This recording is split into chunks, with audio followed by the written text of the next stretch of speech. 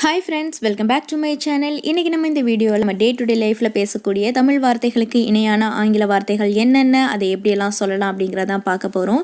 இன்றைக்கி நம்ம ஒரு 20 இங்கிலீஷ் சென்டென்சஸ் வந்து கற்றுக்க போகிறோம். நம்ம எப்போதும் போல் தமிழில் சொல்லி அதை அப்படியே இங்கிலீஷில் வந்து டிரான்ஸ்லேட் பண்ண போகிறோம்.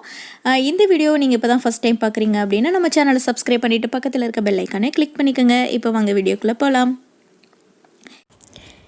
இன்றைக்கி நம்ம பார்க்க போகிற ஃபஸ்ட்டு சென்டென்ஸ், என்னை படிக்க விடு.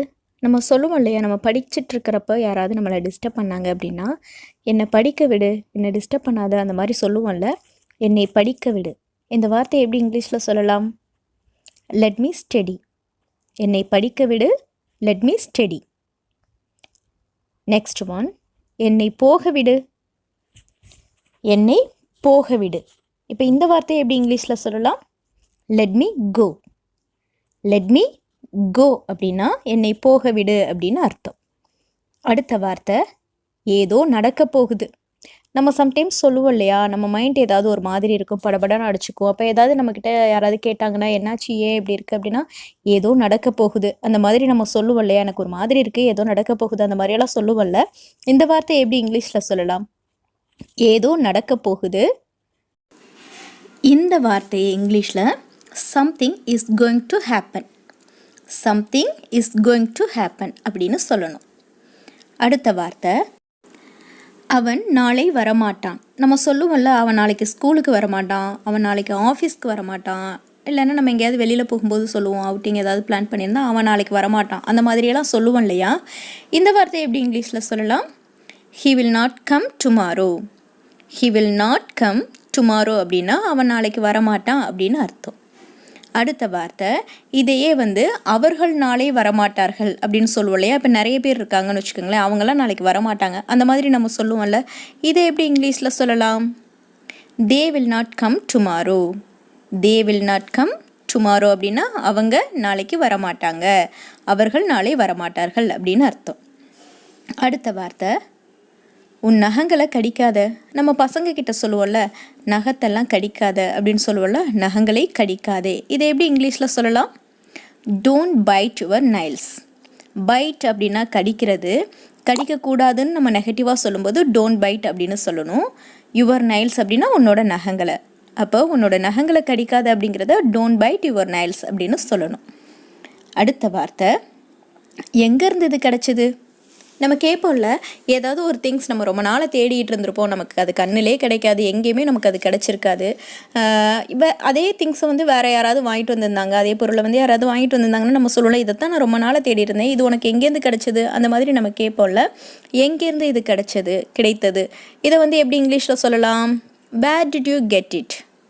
வேர் டிட் யூ கெட் இட் அப்படின்னா உனக்கு எங்கேருந்து இது கிடச்சிது அப்படின்னு அர்த்தம். அடுத்த வார்த்தை, தயவு செஞ்சு மறுக்காத. இந்த வார்த்தையை நம்ம ரெகுலராக யூஸ் பண்ணக்கூடிய ஒரு வார்த்தை தான். நமக்கு யாராவது ஒரு ஹெல்ப் நமக்கு வந்து செய்கிறாங்க அப்படின்னா நமக்கு அது நம்ம வந்து அதை மறுப்போம்ல. அப்போ சொல்லுவாங்களே, தயவு செஞ்சு இதை மறுக்காத அப்படின்னு சொல்லுவாங்கள்ல. இல்லை ஏதாவது நமக்கு ஒரு பண உதவி தேவைப்படுது, நம்மளோட க்ளோஸ் ஃப்ரெண்ட்ஸே யாராவது நம்மளோட சுச்சுவேஷன் புரிஞ்சுக்கிட்டு அவங்களா கொடுப்பாங்க, நம்ம அதை மறுத்தோன்னா சொல்லுவாங்கள்ல, தயவு செஞ்சு இதை மறுக்காத அப்படின்ற மாதிரி சொல்லுவாங்கள்ல. இந்த வார்த்தை எப்படி இங்கிலீஷில் சொல்லலாம்? Please don't refuse. ரெஃப்யூஸ் அப்படின்னா மறுக்கிறது, தயவு செஞ்சு மறுக்காத அப்படின்னு நெகட்டிவாக சொல்லும்போது ப்ளீஸ் டோன்ட் ரெஃப்யூஸ் அப்படின்னு சொல்லணும். அடுத்த வார்த்தை, இது உண்மையாகவே நன்றாக இருக்கிறதா. நம்ம கேட்போம்ல, ஏதாவது ஒரு ப்ராடக்ட் வந்துட்டு யாராவது வாங்கி யூஸ் பண்ணியிருப்பாங்க, அவங்க வந்து நமக்கு அந்த ப்ராடக்ட்டை வந்து நமக்கு ரெக்கமெண்ட் பண்ணுறாங்கன்னு வச்சுக்கோங்களேன். அப்போ நம்ம சொல்லுவோம்ல, இது உண்மையாகவே உங்களுக்கு நல்லா இருக்குதா, இது உண்மையாகவே நல்லா இருக்கா, அந்த ப்ராடக்ட் நல்லா தான் இருக்கா, அந்த மாதிரி நம்ம கேட்போம்ல. இது உண்மையாகவே நன்றாக இருக்கிறதா. இந்த வார்த்தையை எப்படி இங்கிலீஷில் கேட்கலாம்? Is this really good. Is this really good அப்படின்னா இது உண்மையாகவே நல்லா இருக்கா, நன்றாக இருக்கிறதா அப்படின்னு அர்த்தம். அடுத்த வார்த்தை, இது இங்கே இருக்கிறது. நம்ம சொல்லுவோம்ல, ஏதாவது ஒரு பொருளை தேடிட்டு இருப்போம், லாஸ்ட்டாக வந்து நம்ம அதை ஃபைண்ட் பண்ணிட்டோம்னா நம்ம சொல்லுவோம்ல, இது இங்கே இருக்குது அப்படின்னு நம்ம சொல்லுவோம் இல்லையா. இந்த வார்த்தையை எப்படி இங்கிலீஷில் சொல்லலாம்? இது இங்கே இருக்கிறது. இதை இங்கிலீஷில் it is here. It is here அப்படின்னா அது இங்கே இருக்குது அப்படின்னு அர்த்தம். அடுத்த வார்த்தை, அவசரப்பட வேண்டாம். இந்த வார்த்தை நம்ம அதிகமாக நம்ம வந்து சொல்லக்கூடிய ஒரு வார்த்தை தான். நம்ம ரெகுலர் லைஃப்பில், டே டு டே லைஃப்பில் நம்ம வந்து ரெகுலராக யூஸ் பண்ணக்கூடிய ஒரு சென்டென்ஸ் தான். அவசரப்பட வேண்டாம். இந்த வார்த்தை எப்படி இங்கிலீஷில் சொல்லலாம்? Don't rush. டோன்ட் ரஷ் அப்படின்னா அவசரப்பட வேண்டாம் அப்படின்னு அர்த்தம்.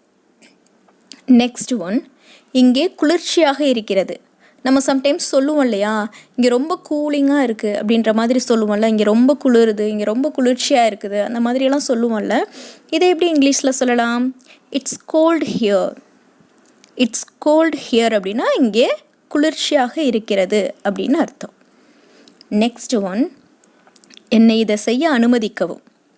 நம்ம வந்து வீட்டில் ஏதாவது ஒரு பர்மிஷன் கேட்போம் இல்லையா, நம்ம பேரண்ட்ஸ் கிட்ட. நம்ம ஏதாவது ஒன்று பிளான் பண்ணியிருப்போம், அதுக்கு அவங்க நோ சொல்லியிருந்தாங்கன்னா, என்னை இதை மட்டும் செய்கிறதுக்கு அலோவ் பண்ணுங்க அப்படின்னு நம்ம பர்மிஷன் கேட்போம்ல.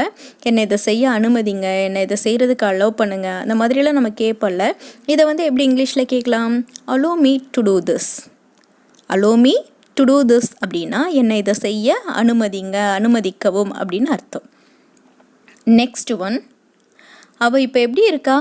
நம்ம கேட்போம்ல, நம்ம ஃப்ரெண்டு யாருக்காவது உடம்பு சரியில்லைன்னு வச்சுக்கோங்களேன். அப்போ நம்ம கேட்போம்ல அவங்கக்கிட்ட, அவங்க பேரண்ட்ஸ் கிட்டே கேட்போம்ல, அவள் இப்போ எப்படி இருக்கா, நல்லா இருக்காளா, இப்போ ஓகேவா, அந்த மாதிரி நம்ம கேட்போம்ல. அவள் இப்போ எப்படி இருக்கிறா? இந்த வார்த்தையை எப்படி இங்கிலீஷில் கேட்கலாம்? How is she now. How is she now அப்படின்னா அவள் இப்போ எப்படி இருக்கிறா அப்படின்னு அர்த்தம். நெக்ஸ்ட் ஒன், அவர் இப்போது எப்படி இருக்கிறார். இந்த வார்த்தையை எப்படி இங்கிலீஷில் கேட்கலாம்? அவர் இப்போது எப்படி இருக்கிறார். இதை இங்கிலீஷில் ஹவ் இஸ் ஹீ நவ் அப்படின்னு கேட்கணும். அவர்னாலும் அவன்னாலும் ஹீ தான் நம்ம சேர்த்துக்கணும். அவர் இப்போது எப்படி இருக்கிறார் அப்படின்னா ஹவ் இஸ் ஹீ நவ் அப்படின்னு கேட்கணும். இதையே அவன் இப்போது எப்படி இருக்கிறான் அப்படின்னாலும் சேம் அதே தான், ஹவ் இஸ் ஹீ நவ் அப்படி தான் நம்ம கேட்கணும். நெக்ஸ்ட் ஒன், அது அப்படி இருக்க முடியாது. நம்மக்கிட்ட ஏதாவது ஒரு விஷயம் யாராவது சொல்கிறாங்க, அப்போ நம்ம சொல்லுவோம்ல, அது அப்படி இருந்திருக்காது, அது அப்படி இருக்க முடியாது, அது வேறு ஏதாவது இருக்கலாம், அந்த மாதிரிலாம் நம்ம சொல்லுவோம்ல. அது அப்படி மீனிங் இருக்காது, அது அப்படி இருந்திருக்க முடியாது, அந்த மாதிரி நம்ம சொல்லுவோம்ல. இதை இங்கிலீஷில் எப்படி சொல்லலாம்? It can't be so. It can't be so அப்படின்னா அது அப்படி இருந்திருக்க முடியாது, அது அப்படி இருக்க முடியாது அப்படின்னு அர்த்தம். நெக்ஸ்ட் ஒன், எல்லோரிடமும் நல்லவனாக இரு. நம்ம கிட்ஸுக்கிட்ட எல்லாம் நம்ம சொல்லுவோம்ல, எல்லார்ட்டையும் நல்லவங்களாக இரு, எல்லார்ட்டையுமே நல்ல பேர் எடுக்கணும், நல்லவனாக இரு, எல்லாருக்கும் நல்லவனாக இரு, அந்த மாதிரிலாம் நம்ம சொல்லுவோம்ல. இதை வந்து எப்படி இங்கிலீஷில் சொல்லலாம்? Be good to all. Be good to all அப்படின்னா எல்லோரிடமும் நல்லவனாக இரு அப்படின்னு அர்த்தம். நெக்ஸ்ட் ஒன், இது என் கடமை. இந்த வார்த்தையும் நம்ம அதிகமாக சொல்லக்கூடிய ஒரு வார்த்தை தான். நம்ம வீட்டிலலாம் வந்து சொல்லுவாங்க, உன்னை பார்த்துக்கிறது என்னோட கடமை, அந்த மாதிரியெல்லாம் சொல்லுவாங்கள்ல. உனக்கு இதெல்லாம் செஞ்சு கொடுக்க வேண்டியது என்னோட கடமை, அந்த மாதிரியெல்லாம் சொல்லுவாங்கள்ல. நம்ம அப்பாலாம் சொல்லுவாங்க, உன்னை படிக்க வைக்க வேண்டியது என்னோட கடமை அப்படின்லாம் சொல்லுவாங்க இல்லையா. இது என் கடமை. இந்த வார்த்தையை எப்படி இங்கிலீஷில் சொல்லலாம்? It is my duty. It is my duty அப்படின்னா இது என்னுடைய கடமை, என் கடமை அப்படின்னு அர்த்தம். நெக்ஸ்ட் ஒன், அவருக்கு பணம் தேவை. நம்ம சொல்லுவோம்ல, அவருக்கு பணம் தேவைப்படுது அப்படின்ற மாதிரி சொல்லுவோம்ல. யார்ட்டையாவது நம்ம போயிட்டு பணம் ஹெல்ப் கேட்குறதா இருந்தால் சொல்லுவோம்ல, அவருக்கு வந்து கொஞ்சம் பணம் தேவைப்படுது, அந்த மாதிரியெல்லாம் நம்ம சொல்லுவோம்ல. இதை வந்து எப்படி இங்கிலீஷில் சொல்லலாம்? He needs money. He needs money அப்படின்னா அவருக்கு பணம் தேவை. நெக்ஸ்ட் ஒன், நான் திரும்பி வருவேன். நம்ம சொல்லுவோம்ல, நான் போயிட்டு இப்போ திரும்பி வந்துடுவேன் அப்படின்னு நம்ம சொல்லிட்டு போவோம்ல வீட்டிலேருந்து.